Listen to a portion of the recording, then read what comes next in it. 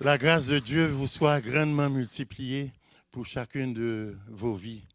C'est avec une profonde gratitude que je me présente devant vous, accompagné de mon épouse, comme Pasteur François l'a présenté tantôt. C'est ma complice de tous les jours. C'est mon partenaire de vie.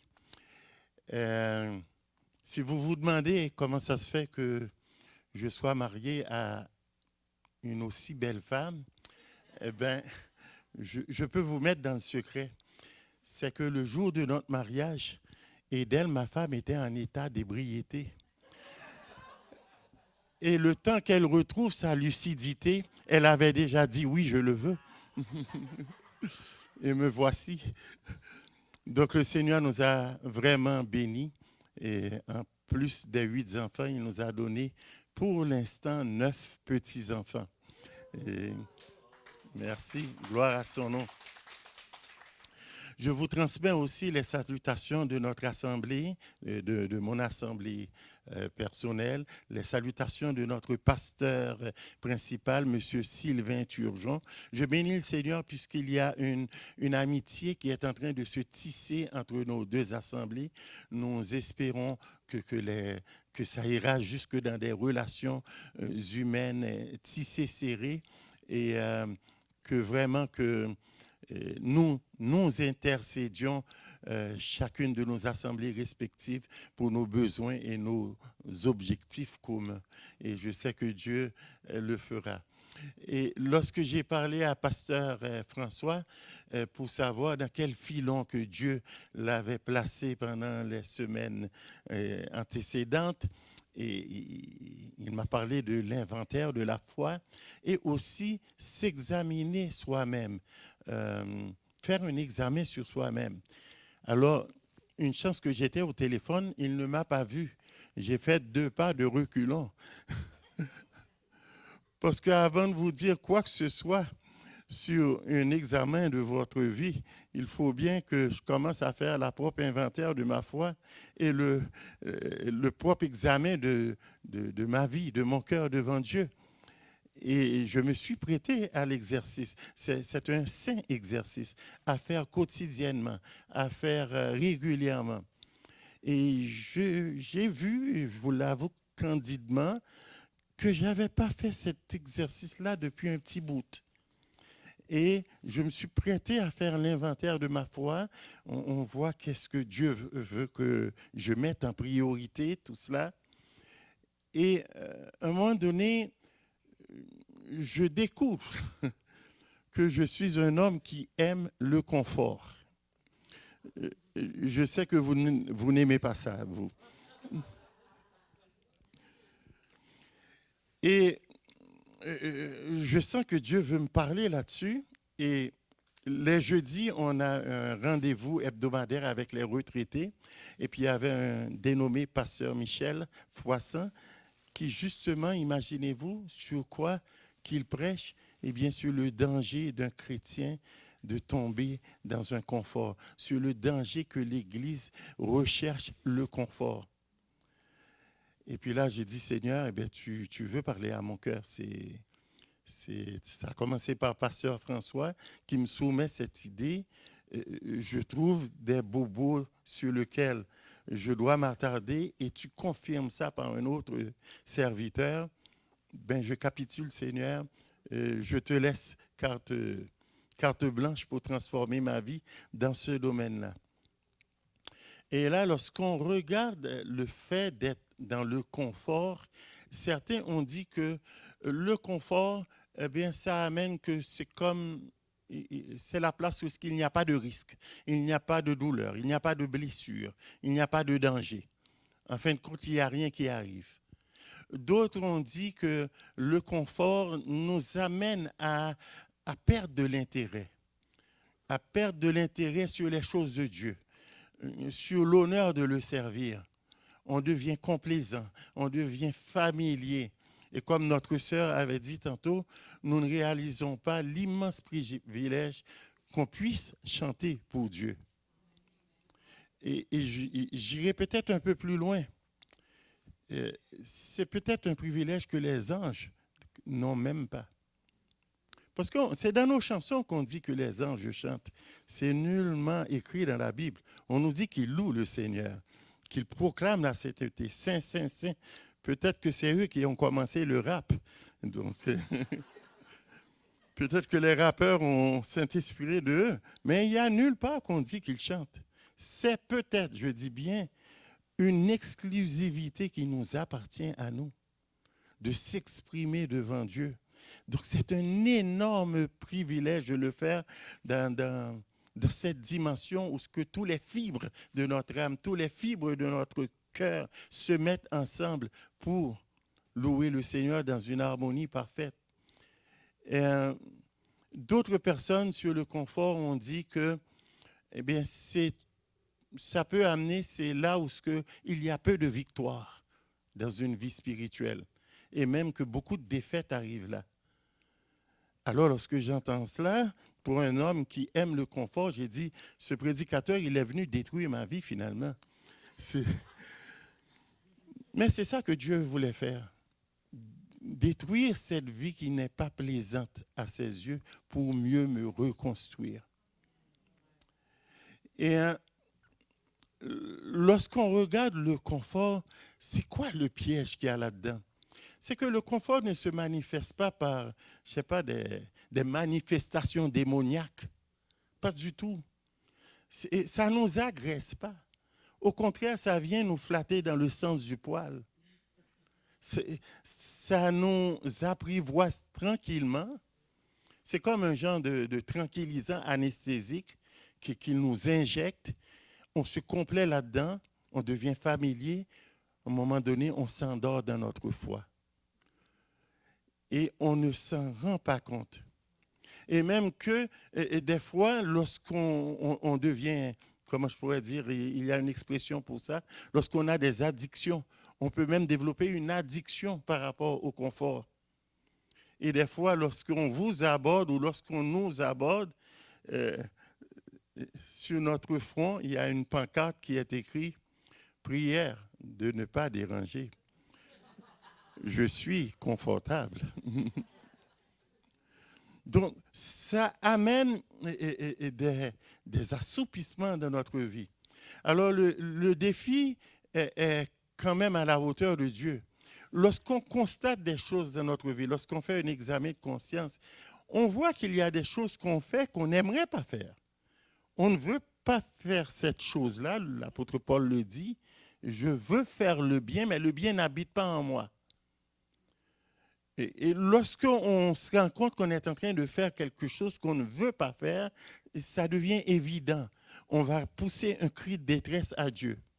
Mais c'est moins évident lorsque Dieu veut nous débarrasser de quelque chose qu'on s'est attaché, de quelque chose qu'on aime.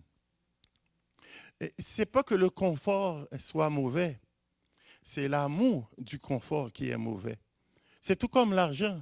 L'argent, ce n'est pas mauvais, mais l'amour de l'argent, ça nous mène à la cupidité. Dieu ne veut pas qu'on cultive l'amour de l'argent. Il veut qu'on cultive l'amour du travail qui nous procure de l'argent. Ainsi est le confort aussi. Si je pouvais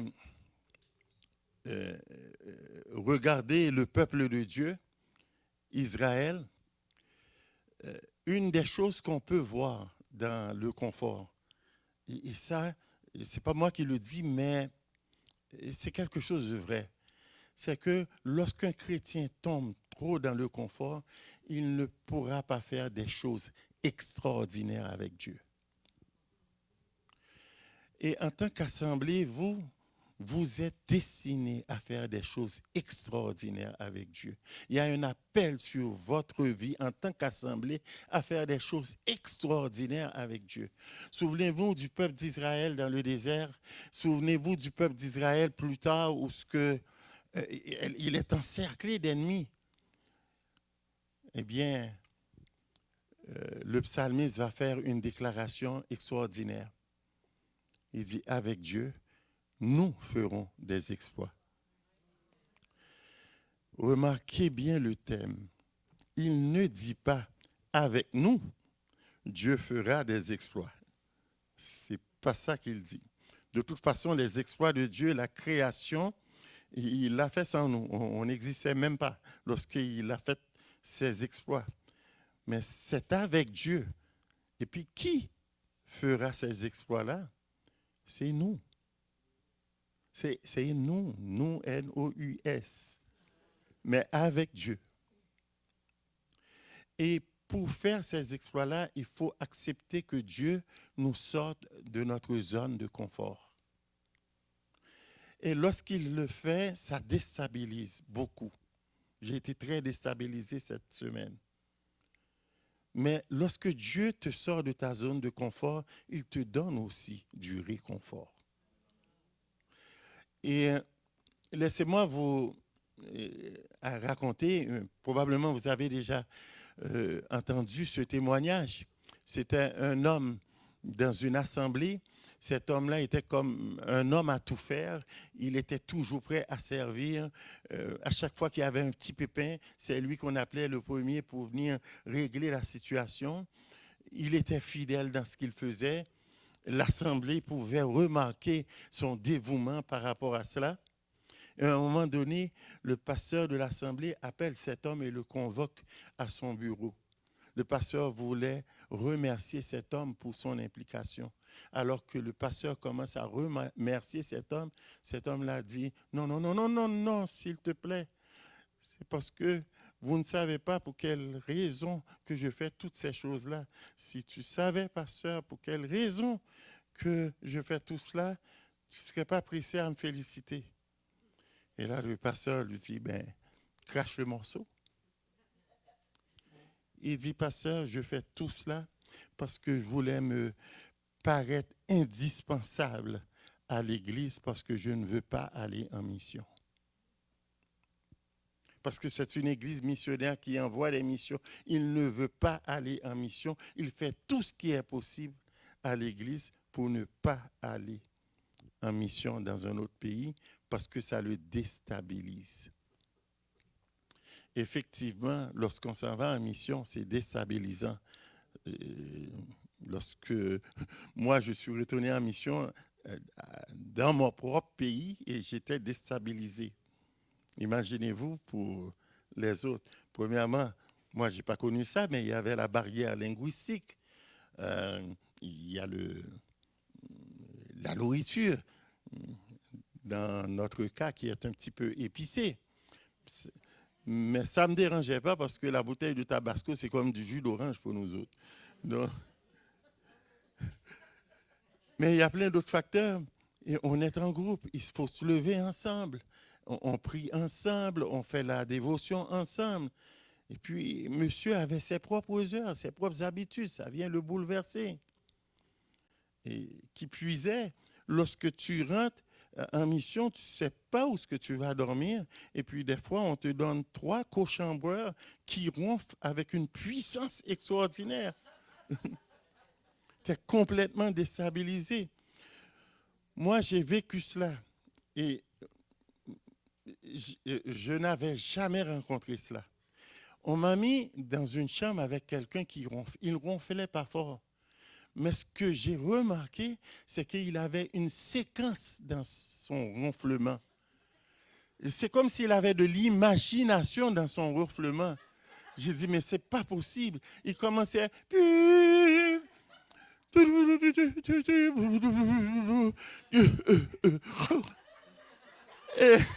il recommence la même séquence, pareil. Et là, je ne suis pas capable de dormir. J'ai dit, Dieu, il est en train de me rendre fou, ce gars-là. Puis là, je dis, Dieu, qu'est-ce que je dois faire pour trouver mon sommeil? Ben, Dieu me dit, fais comme lui. Commence à ronfler. Okay. Ça nous déstabilise, c'est pas à peu près. Mais c'est dans ces moments que Dieu fait des choses extraordinaires. Je me souviens lorsque nous avions été à Tiverny, dans la tempête Matthew. Le Tiverny, c'est le village dans lequel la Bible parle, travaille en Haïti spécialement. Ça avait ravagé le village de 800 familles.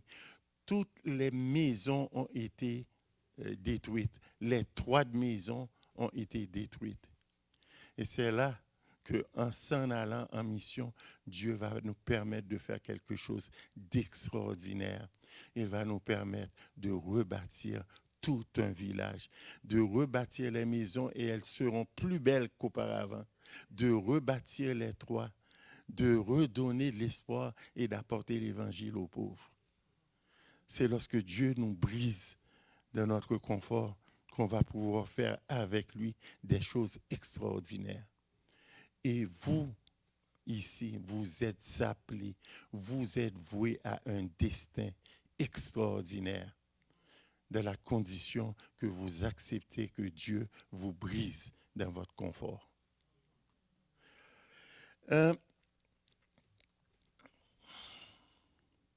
Lorsque je considère toutes ces choses, une autre chose que je vois, j'arrive pas très bien à voir ici. Oui, lorsqu'on fait un examen sur soi-même, il faut faire attention. Il y a deux types d'examens. Il y a un examen où ce qu'on peut arriver à une conclusion, je ne suis pas à la hauteur d'aucune chose que Dieu m'a demandé finalement. Et puis ça peut amener du découragement.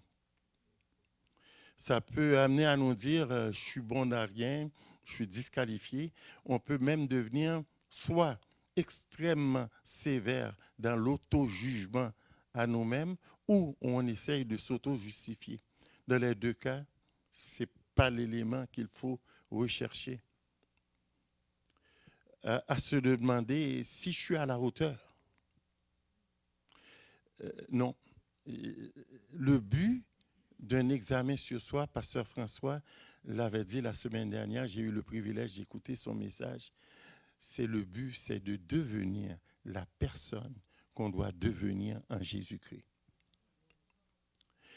Et ce n'est pas se demander, ni même de faire de l'autocritique, ce n'est pas se demander, est-ce que j'ai la note de passage?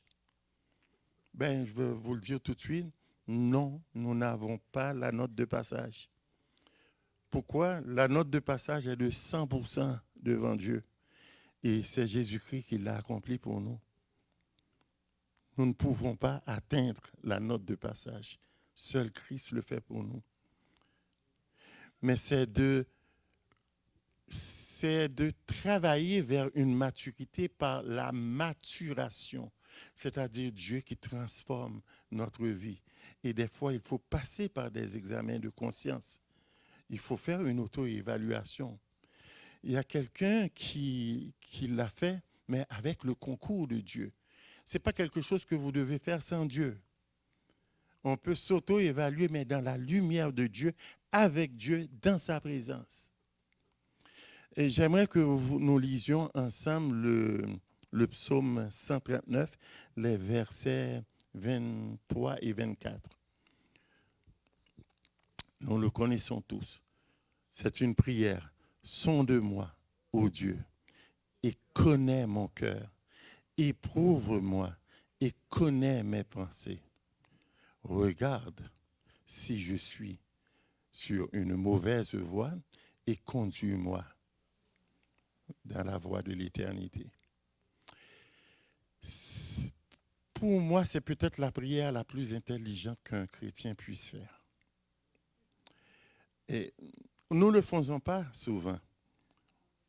Grâce soit rendue à Dieu, nous avons des chansons qui nous rappellent de le faire. Mais ce n'est pas une prière que nous sommes enclins vraiment à faire. Sonde-moi, ô Dieu, et connais mon cœur. Remarquez bien, le psalmiste ne cherche pas à savoir si Dieu veut savoir des informations sur lui. Lorsqu'il dit « connais-moi », par le principe de l'omniscience de Dieu, il connaît toutes choses sur nous. Ici, c'est une invitation à la relation. Seigneur, je suis prêt à t'ouvrir mon cœur. Je suis prêt à te dire qu'est-ce qu'il y a dedans. Je suis prêt à te confier mes pensées, même mes pensées les plus intimes, même mes pensées les plus malsaines, je suis prêt à te les confesser devant toi. Viens sonder mon cœur. Viens voir qu'est-ce qu'il y a dedans. Un examen sur soi, même, c'est l'examen de son cœur. C'est l'examen de son propre cœur. Et il va dire quelque chose que je trouve extraordinaire. Regarde si je suis sur une mauvaise voie. Moi, là maintenant, je vais vous poser une question et j'attends vos réponses. Mais quelle est cette mauvaise voie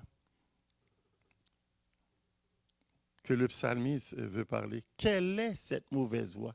Il dit, regarde-moi si je suis sur une mauvaise voie. Mais quelle est cette mauvaise voie? Qui a une réponse à me donner? Entre autres, oui, entre autres. C'est exactement ça, mais je cherche un petit edge, une petite affaire de plus. C'est bien ça, c'est exactement ça ce que vous avez dit. Oui, nos cœurs peuvent tomber là-dedans et puis ça nous écarte complètement. Le passage le même lui dit, connais mon cœur et connais mes pensées. La mauvaise voie, ce sont les mauvaises inclinations de mon propre cœur et de mes propres pensées. En d'autres termes, Seigneur, viens sanctifier mes pensées, ma pensée et mes pensées. Et comment il vient nous sanctifier? Par sa parole, afin que sa parole devienne maintenant le cœur de nos pensées. Regarde si je suis sur une mauvaise voie. Maintenant, il dit si je suis sur une mauvaise voie. Pourquoi il dit si? C'est parce que des fois, on est sur une mauvaise voie, mais à l'intérieur de nous, on pense qu'on a l'affaire. On pense qu'on est correct. Qui connaît ces égarements? Lorsque je suis égaré, j'ai encore besoin de Dieu pour me le dire. Tout comme le pasteur me l'avait dit ce jeudi, que tu t'égares dans le confort. J'ai besoin de Dieu, je ne l'avais pas vu. Mais maintenant, regarde si je suis sur une mauvaise voie. Il dit ça, mais avant ça, il a dit quelque chose. J'aime faire ce passage à rebours. Juste avant ça, vous savez qu'est-ce qu'il a dit? Il a dit que je déteste les ennemis de Dieu. Je déteste d'une haine absolue, d'une haine totale, d'une haine parfaite, d'une haine extrême.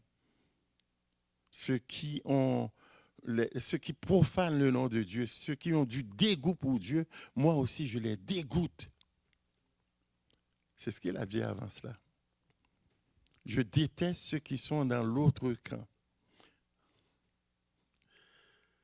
Pour David, les ennemis de Dieu, il les considère comme ses ennemis personnels. L'autre camp, c'est des ennemis de Dieu. Ce sont les méchants. Ce sont les pécheurs. Alors voici qu'est-ce que David dit. Malgré qu'il voit cela, il comprend très bien que lui aussi est vulnérable au péché. Regarde si je suis sur une mauvaise voie. Ce n'est pas seulement les ennemis de Dieu, ceux qui profanent le nom de Dieu, qui sont sur une mauvaise voie. Il y a une possibilité que moi aussi, je sois sur une mauvaise voie. C'est une prière d'une profondeur extraordinaire. Et alors là, c'est là qu'il va dire, eh bien, conduis-moi dans la voie de l'éternité. Je ne veux pas suivre les chemins de mon cœur. Je ne veux pas suivre les chemins de mes pensées. Parce que ça ne m'amènera pas dans la voie de l'éternité. Je veux suivre le chemin de ta parole. Trace le chemin de la vie éternelle devant mes pieds pour que je puisse y marcher. Et c'est par sa parole qui nous sanctifie. Ta parole est une lampe à mes pieds, une lumière sur mon sentier pour éclairer le sentier de ma vie. Et aujourd'hui, voici le privilège de l'Église que David, dans son temps, n'a pas connu. Il l'a connu par la foi, mais il ne l'a pas encore vécu comme nous pouvons le vivre. Il dit, ta parole est une lampe à mes pieds, une lumière sur mon chemin. Qui est la lumière du monde? Jésus. Et qui est le chemin? Jésus. Nous marchons dans un chemin lumineux. Gloire soit rendue à notre Dieu. Il est notre chemin et il est aussi notre lumière. Et c'est le privilège de l'Église. Et lorsqu'on continue comme cela, le danger du confort, Moïse l'avait vu pour le peuple de Dieu. Le berger veut protéger le troupeau de Dieu face à cela. Comme moi, j'ai été protégé par un autre pasteur face à cela. Parce que n'oubliez pas, le pasteur est aussi une brebis. Avant tout, avant d'être pasteur, il est une brebis du Seigneur. Lui aussi a besoin de recevoir des soins. Et nous connaissons l'histoire de Moïse, nous connaissons son appel.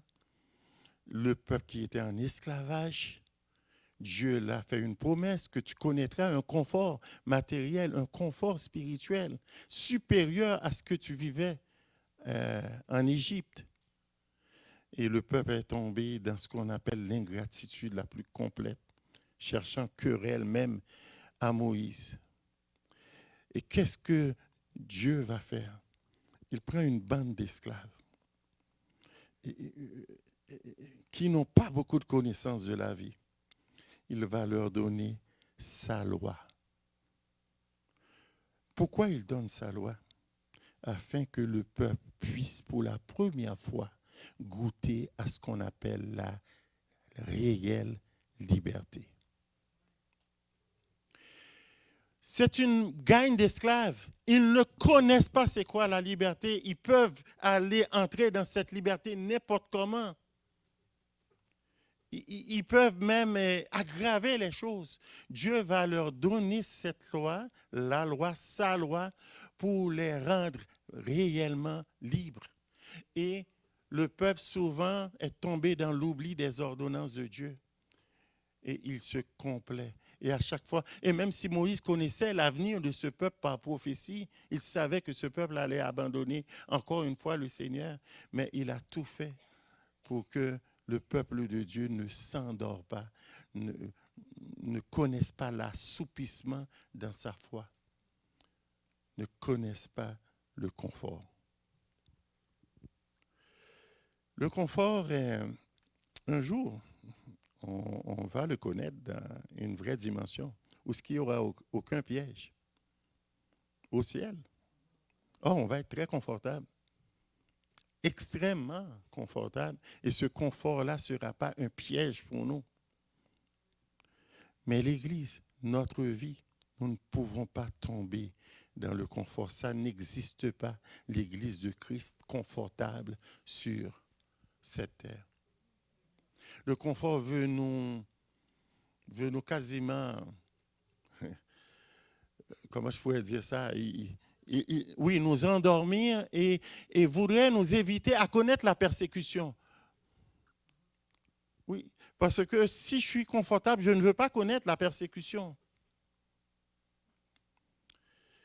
Et c'est pour ça, des fois, on va voir que lorsqu'on touche à notre zone de confort, on est prêt à défendre cette zone-là, bec et ongle. Touche pas à ma zone de confort. On veut la protéger alors que cette zone de confort ne nous protège pas du tout. Il va amener beaucoup de défaites dans notre vie. Ce matin, qu'est-ce qui vous rend trop confortable pour ne pas faire des choses extraordinaires avec Dieu? Chacun de nous connaît la réponse ultime. Mais Dieu veut nous challenger là-dessus. Il m'a challengé là-dessus pendant toute la semaine. Mais ça m'a fait du bien. Au départ, j'étais déstabilisé, mais ça finit par une heureuse repentance. Ça finit par des sourires de joie, des merci Seigneur, des alléluia. Qu'est-ce qui t'empêche de marcher pleinement dans le plan parfait de Dieu pour nos vies? Quelle est la chose qui te retient? Si c'est une chose que tu n'aimes pas, c'est facile à vaincre. Mais si c'est quelque chose que tu aimes, c'est très difficile à vaincre. On a besoin de l'aide de Dieu là-dessus. Oui, on a besoin de l'aide de Dieu. On a besoin aussi d'être mature pour pouvoir passer à travers cela. Souvenez, lorsque Jean écrit dans son épître, je pense que c'est la 3e, il dit aux nouveaux convertis, n'aimez pas le monde, ni les choses qui sont dans le monde. Moi, ça m'a toujours marqué. N'aimez pas le monde, ni les choses qui sont dans le monde, qui est basé sur l'orgueil, la convoitise, etc. Ce n'est pas un commandement qu'on peut donner à un petit enfant en bas âge, en dessous de 8-9 ans. Je vais m'expliquer. Un petit enfant, vous allez lui dire, fais pas ça. Ne va pas là. Mais à un adulte, tu lui diras, n'aime pas ça. Tu aimes pas ça. Pourquoi? L'apôtre Jean savait très bien que les affections de nos cœurs agissent plus puissamment que la raison. J'ai beau savoir toute la raison, mais lorsque mon cœur est incliné vers quelque chose, il y a une puissance dont je ne peux pas me défaire. Et là, Dieu va dire, n'aime pas ça. Il y a quelque chose qu'on doit arrêter d'aimer dans notre vie. Parce que le confort aussi est une porte d'entrée vers l'idolâtrie. L'idolâtrie, c'est lorsqu'on commence à remplacer Dieu par toutes sortes d'affaires. On ne peut pas remplacer Dieu. Ce n'est pas possible. Ce sont c'est des illusions. C'est des illusions. On est conscient qu'on a besoin de lui, mais on le remplace par des habitudes, on le remplace par, je ne sais pas, par de la fumée ou n'importe quoi. Qu'est-ce qui t'empêche de faire des choses extraordinaires avec Dieu? Parce que c'est ce qu'il veut faire avec chacune de nos vies. Il veut faire des choses extraordinaires. Vous savez, lorsqu'il dit avec Dieu, nous ferons des exploits, un exploit, c'est quoi? C'est quelque chose digne de mention. C'est comme lorsqu'un athlète bat le record du monde. On présente ça comme un exploit, on lui donne une médaille au cou et toute l'attention médiatique qui vient avec ça. Avec Dieu, vous ferez des records du monde. Nous, sans Dieu, on ne peut pas aller plus loin que nos vies. T'as beau être fort, tu n'iras pas plus loin que ta vie. C'est seulement avec Dieu qu'on peut aller plus loin même que notre propre vie.